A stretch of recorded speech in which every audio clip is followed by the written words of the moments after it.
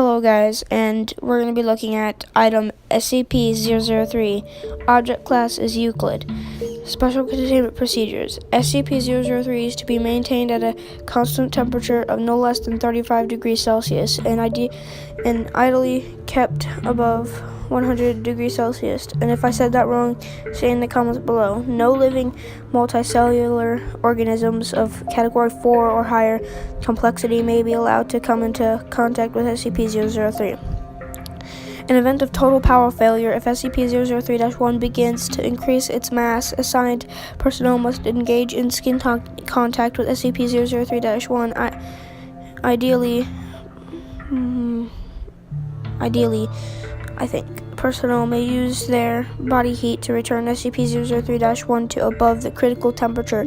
However, skin contact must be maintained even in event of Scp-003 reaching activation temperature, lasting at minimum until Scp-003-1 advances fully to its second growth stage.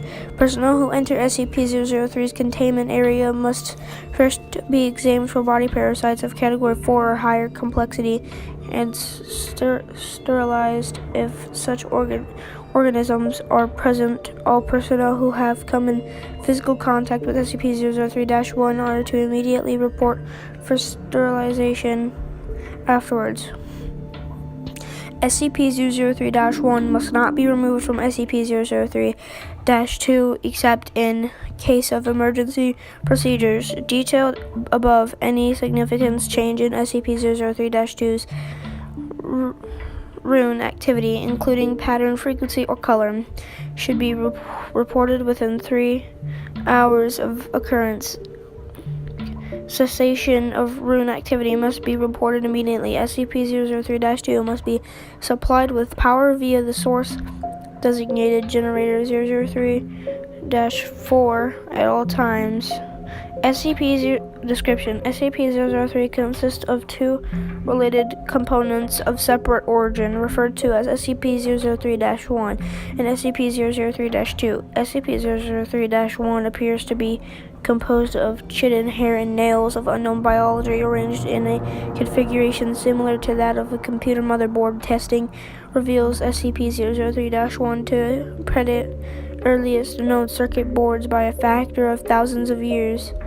Scp-003-1 is considered sentient but not actively dangerous except under certain conditions. Scp-003-1 was found on a stone tablet. Scp-003-2, on which it currently resides. The runes on Scp-003-2 are not part of any known language and emit pale, flickering light patterns.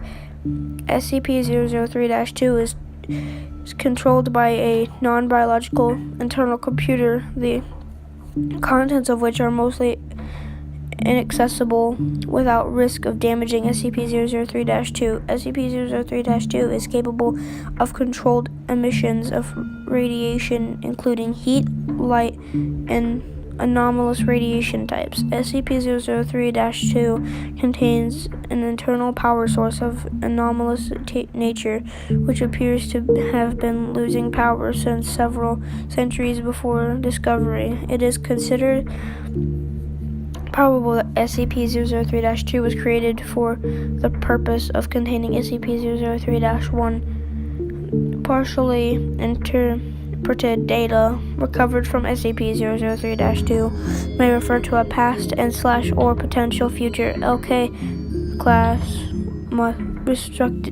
restructuring event caused by Scp-003-1. Scp-003 was located by remote viewing team SRV-04 Beta. It appears possible that SRV-04 Beta was deliberately contacted by Scp-003-2. Other organizations have also been alerted to Scp-003's existence, possibly by similar means. Despite the activity, Scp-003-2 does not appear to be sentient based on its lack of reaction to MO3, Gloria, and analysis and procedures. When Scp-003 drops below the temperature of 35 degrees both components react. First, SCP-003-1 enters a growth state characterized by an exponential increase in mass. This growth state consists of two stages. In both stages, SCP-003-1 partially fuels its growth by converting matter around it, starting with any surrounding organic material, including atmospheric elements, then non-living organic material, including cells of dead skin, hair, chitin, enamel, keratin, and other biological materials. The first stage is always the same. SCP-003-1 will first increase its mass, then take a form familiar in shape to an ophiroid brittle star of 15 meters in diameter, including what appears to be a central processor of 3 meters in diameter. It will form sensory organs that appear to scan its surroundings environment and will partially convert the area around it to an unidentified anomalous substance. SCP-003-2 seems immune from conversion. The second stage describes a growth alteration which occurs when SCP-003 comes into contact with living organic material. SCP-003 appears to be template itself off of the organic material and will attempt communication with organisms that match its initial template or templates. In its second stage, SCP-003-1 may pause, slow, or change its growth, and will also convert organic and non-living organic elements into functionally similar structures while anomalously altering their physical makeup. While growth is consistent in the first stage, in the second stage, SCP-003-1's growth state is diminished by 20 to 90%. So long as SCP-003-1 remains in contact with living organic material, the percentage is determined by complexity of the organisms in contact with SCP-003-1. SCP-003-1 appears to devote a large amount of processing power to analysis,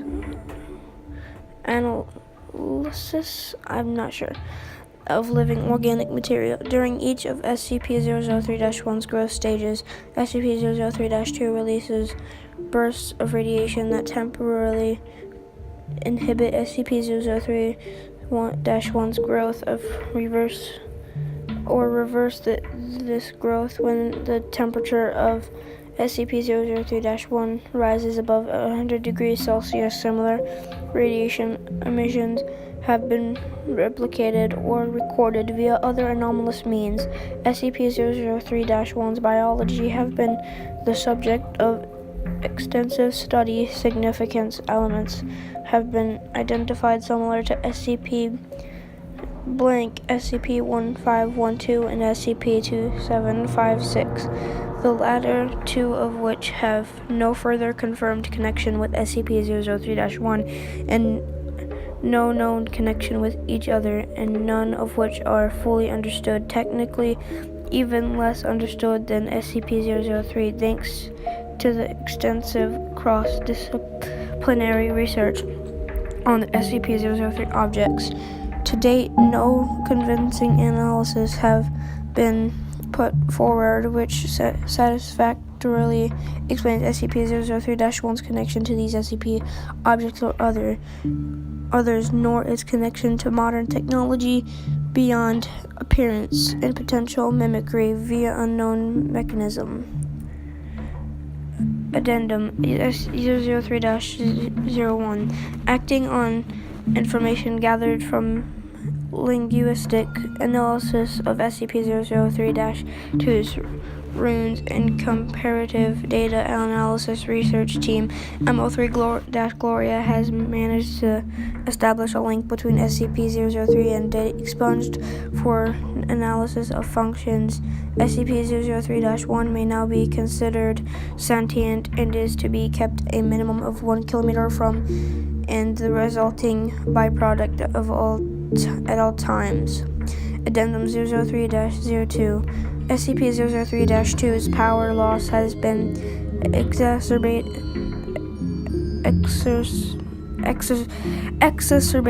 by the procedures performed by Mo3-Gloria on orders of 05-10. Mo3-Gloria will continue procedures. Addendum 003-03. During Mo3-Gloria procedures, SCP-003-1 doubled its mass and began rapid structural growth. Temperature was immediately returned to 100 degrees Celsius. The growth and mass increase of SCP-003-1-1 continued for 9 minutes and 6 seconds, at which time a sustained radiation spike was produced by SCP-003-2. In response, SCP-003-1 returned to its normal state in 3 minutes and 39 seconds. New growth dissolved into a dusty residue, which was collected for analysis. Both SCP-003-1 and SCP-003-2 ceased all detectable activity. SCP-003-2 did not resume activity until connected to external power source. SCP-003-2's runes glowed uniformly gray and did not resume normal activity for containment area at a temperature above 35 degrees Celsius.